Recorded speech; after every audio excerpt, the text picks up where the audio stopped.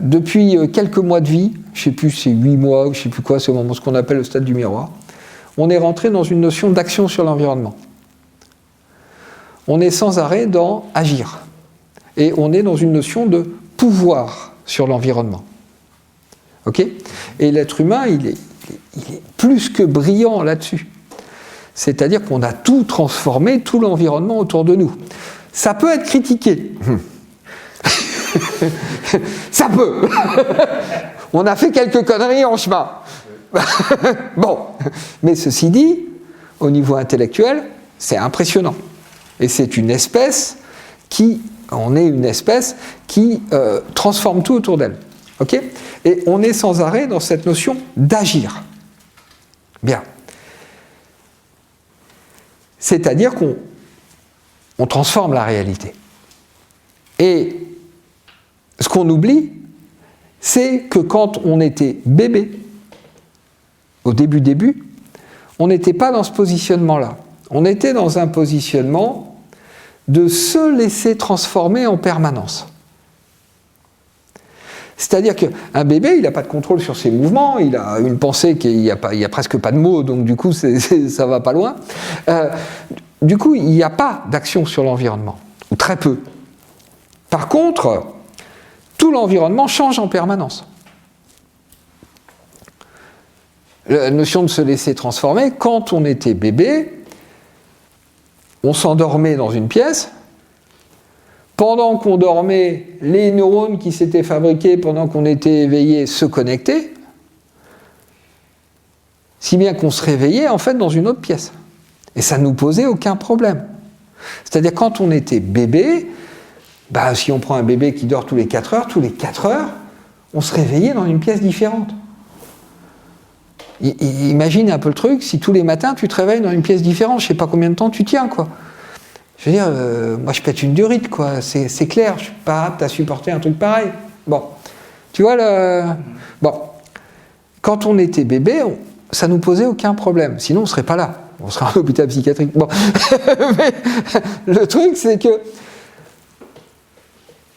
on était dans un rapport au monde où on se laissait transformer en permanence.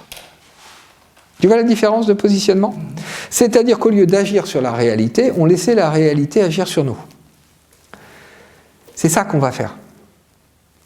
On va réactiver en fait ce mécanisme bébé d'adaptation, sans passer par la volonté. C'est-à-dire l'adaptation à la réalité, c'est la réalité qui va nous transformer. Ce qu'elle fait déjà. Ce qu'elle fait, mais qu'on refuse. Alors que là, on se met en situation de vulnérabilité. Okay. Voilà, c'est ça le truc. Et on retrouve l'hypnose. Parce que l'hypnose, c'est un état, un processus, les deux, qui permet ça. Et c'est tout ce truc, moi je dis toujours aux gens, dans la vie de tous les jours, je veux dire, par rapport à la gestion de la vie de tous les jours, avant de prendre, il y a quelque chose qui change, alors, il y a tout le temps des trucs qui changent dans nos vies. Avant de prendre des décisions d'action, laissez-vous transformer par ce qui a changé. C'est-à-dire, mettez-vous d'abord en situation de vulnérabilité par rapport au bouleversement qu'il y a dans votre vie, et ça, on va y revenir, mais c'est un ressenti dans le corps, en fait. On va revenir au fascia, machin, etc. C'est des modifications dans le corps, et une fois que c'est fait, agissez. C'est-à-dire qu'il s'agit de restaurer le bébé avant l'adulte. Et ensuite de faire un va-et-vient permanent entre les deux. Alors qu'on a complètement oublié le mécanisme du bébé. Tu vois, le truc, c'est ça. Là, ce qu'on va voir dans les exercices d'hypnose, d'auto-hypnose, ça va être une progression donc en commençant par des choses très très mentales, en fait, qui vont provoquer des réactions dans le corps, pour aller vers, on se met en hypnose et puis on attend. Donc du coup, on n'a aucune idée de ce qui se passe, quoi.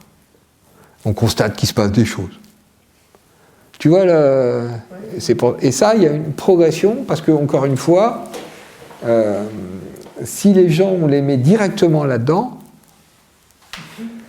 voilà, Je veux dire, moi j'ai été formé par François Roustan, c'est lui qui a initié ça à la base. Roustan, moi, quand j'ai été le rencontrer, il était donc à la fin de sa vie, et donc lui, la notion de faire une progression, ça l'emmerdait. Je traduis ces mots. Ça m'emmerde, je ne fais pas, ça m'emmerde, c'est tout. Bon. Donc, les gens arrivaient avec une problématique, ils commençaient à raconter, ben, j'ai ça qui ne va pas, ta. Et puis à un moment, ils disaient aux gens, stop. Vous sentez vos pieds là, ils touchent le sol. Bien. Vous sentez vos fesses, elles sont posées sur le fauteuil. Bien. Fermez les yeux. Bon, eh ben attendez que le fauteuil résolve votre problème. Moi, j'ai trouvé ça génial. Comme quoi, je suis bien atteint. Moi, j'ai trouvé ça extraordinaire. C'est laissez-vous faire par l'environnement. Complètement. Mais la majorité des gens, ils se barraient. Parce que c'est un lâcher-prise complet. Lâcher-prise complet. Or, la majorité des gens n'y vont pas comme ça, quoi.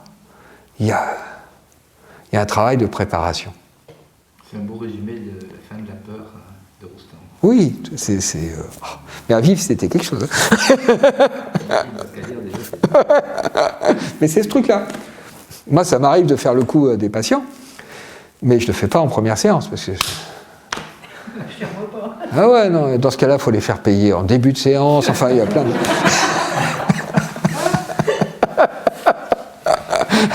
Parce que c'est trop.